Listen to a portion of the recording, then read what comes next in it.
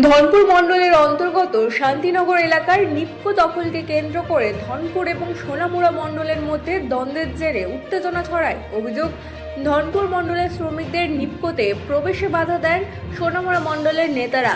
এর প্রতিবাদে আজ সকালে 10টা নাগাদ শ্রমিকরা সোনামুড়া এবং বিলোনিয়া বাইপাস সড়ক অবরোধ করেন।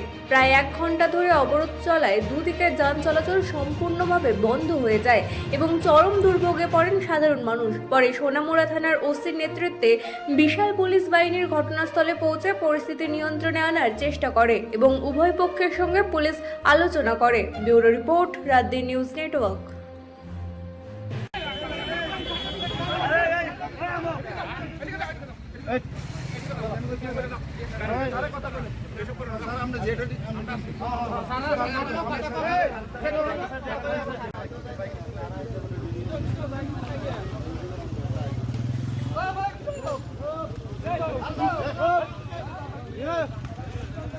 সফার করার সে বেটা তুই আলগা নাকি